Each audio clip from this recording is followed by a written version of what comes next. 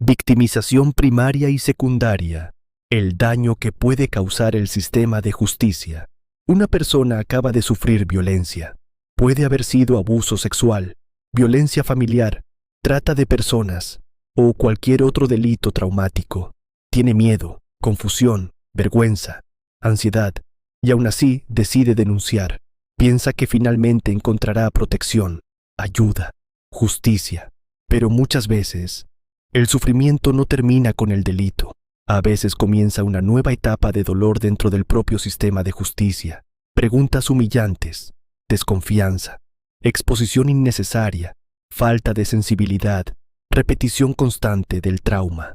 Y eso puede generar un daño tan profundo que incluso algunas víctimas abandonan completamente el proceso penal. Por eso hoy hablaremos de uno de los temas más importantes dentro de la victimología moderna, la victimización primaria y secundaria. Comprenderemos qué significa cada una, cómo afecta psicológicamente a las víctimas, qué errores cometen muchas instituciones, cómo debe actuar realmente el sistema de justicia y por qué proteger emocionalmente a la víctima es tan importante como investigar el delito, porque la justicia no debe volver a destruir a quien ya sufrió.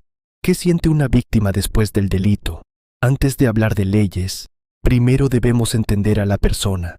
Una víctima no llega al sistema de justicia en estado normal, llega afectada, muchas veces profundamente quebrada emocionalmente. El impacto inmediato del delito. Después de sufrir violencia, muchas víctimas experimentan miedo, confusión, culpa, vergüenza, angustia o sensación de inseguridad permanente. Trauma inicial. El trauma psicológico puede alterar completamente la vida cotidiana. La víctima puede dejar de dormir, tener ataques de ansiedad, desconfiar de las personas o sentir temor constante. Efectos físicos y emocionales. El trauma no solo afecta emociones, también puede generar dolores físicos, problemas digestivos, insomnio, fatiga extrema y crisis emocionales. Miedo a denunciar. Muchas víctimas incluso dudan antes de denunciar, porque sienten miedo de no ser creídas, ser juzgadas o enfrentar nuevamente al agresor, especialmente en delitos sexuales y violencia familiar. ¿Qué es la victimización primaria? La victimización primaria es el daño causado directamente por el delito, es decir, el sufrimiento inicial provocado por la conducta criminal. Daño físico. En algunos casos existen lesiones visibles, golpes, agresiones, violencia física, daño emocional, pero muchas veces el daño más grave no es visible, es psicológico, trauma psicológico, especialmente en delitos sexuales, violencia familiar y trata de personas. Las víctimas pueden desarrollar estrés postraumático, ansiedad severa, depresión, culpa o miedo permanente. La vida después del delito. Muchas víctimas sienten que su vida cambió completamente, pierden seguridad, confianza y sensación de control. El delito no termina cuando termina el hecho. Uno de los conceptos más importantes. Las consecuencias emocionales pueden durar años, incluso toda la vida. ¿Qué es la victimización secundaria? Aquí aparece uno de los temas más delicados del sistema de justicia moderno. La victimización secundaria ocurre cuando las instituciones o la sociedad vuelven a dañar a la víctima. El segundo daño. La víctima ya sufrió el delito, pero luego puede sufrir nuevamente durante la denuncia, la investigación, el juicio o la exposición pública. Daño causado por instituciones. La victimización secundaria puede ocurrir dentro de policía, fiscalía, poder judicial, medios de comunicación e incluso entorno familiar. Ejemplos de revictimización. Aquí aparecen situaciones extremadamente frecuentes. Preguntas humillantes. Por ejemplo, ¿por qué no denunció antes? ¿Está segura de lo que pasó? ¿Qué ropa llevaba? ¿Por qué volvió con él? Preguntas así pueden destruir emocionalmente a una víctima. Dudas constantes sobre la víctima. Muchas víctimas sienten que son tratadas como sospechosas, no como personas que necesitan ayuda. Repetición innecesaria de declaraciones. Uno de los problemas más graves históricamente. La víctima debía repetir los hechos ante policía, fiscalía, peritos, jueces y juicio oral. Cada repetición significa revivir el trauma. Exposición pública. En algunos casos, las víctimas sufren difusión de información privada o comentarios ofensivos en redes sociales. Eso también constituye revictimización. La sociedad también puede revictimizar, no solo las instituciones. Muchas veces familiares, vecinos o redes sociales generan presión y humillación. Culpabilizar a la víctima. Uno de los fenómenos más peligrosos, especialmente en violencia sexual, cuando la sociedad pregunta, ¿qué hizo ella para provocar eso? Ese tipo de pensamiento agrava profundamente el daño psicológico. Consecuencias de la victimización secundaria. Las consecuencias pueden ser devastadoras. Ansiedad. Muchas víctimas desarrollan temor extremo hacia instituciones. Depresión. La sensación de abandono y humillación puede generar cuadros depresivos graves. Estrés postraumático. La víctima revive constantemente el trauma. Miedo institucional. Algunas personas ya no confían en policía, fiscalía o poder judicial y deciden nunca más denunciar. Abandono del proceso.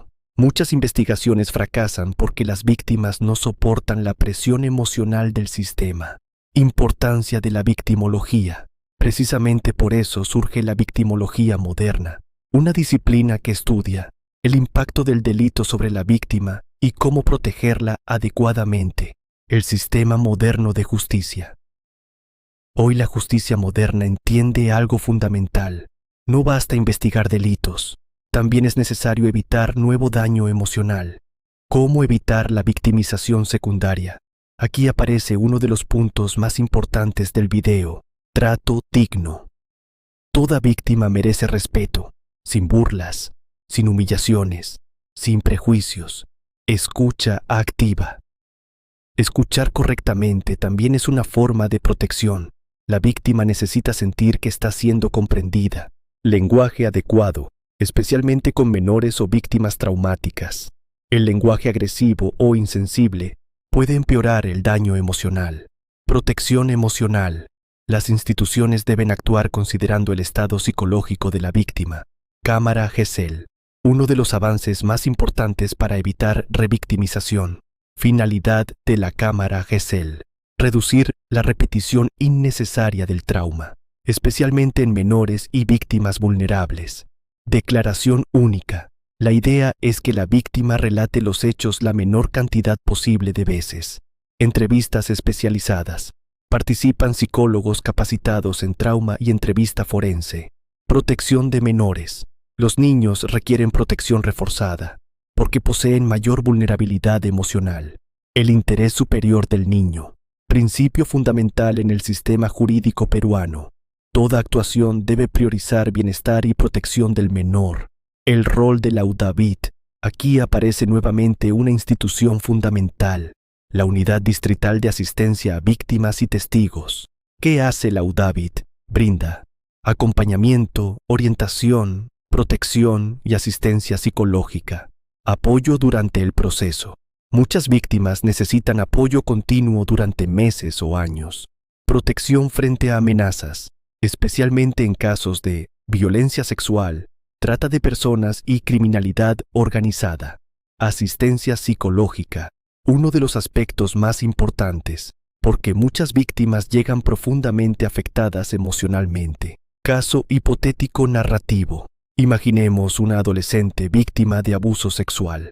Finalmente decide denunciar, pero durante la atención recibe preguntas agresivas y poco sensibles. Debe repetir varias veces los hechos y siente que nadie realmente la comprende. La ansiedad aumenta. Quiere abandonar el proceso. Luego interviene un equipo especializado. Se activa protección psicológica. La declaración se realiza mediante cámara Gesell. La víctima recibe acompañamiento emocional y poco a poco recupera sensación de seguridad. Ese contraste demuestra precisamente la diferencia entre un sistema que revictimiza y un sistema que protege. Importancia de la capacitación: policías, fiscales, jueces, psicólogos. Todos necesitan capacitación especializada.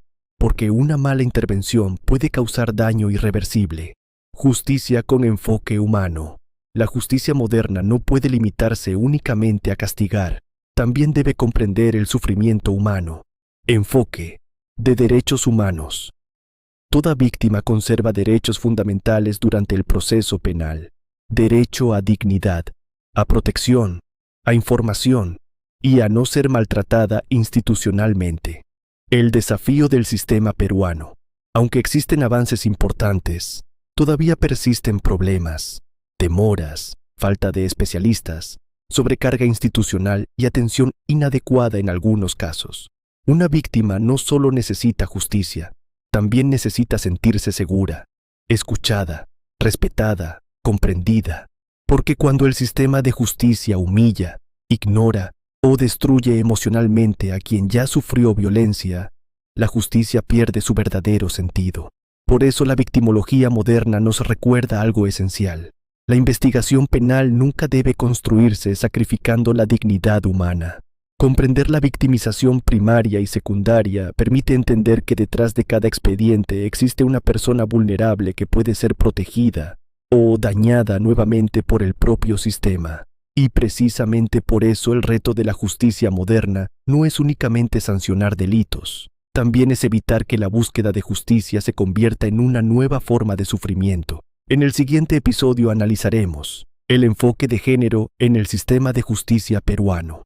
Explicaremos qué significa realmente el enfoque de género, cómo influye en investigaciones penales, cómo afecta la violencia estructural y por qué resulta fundamental para comprender adecuadamente la protección de víctimas en el Perú.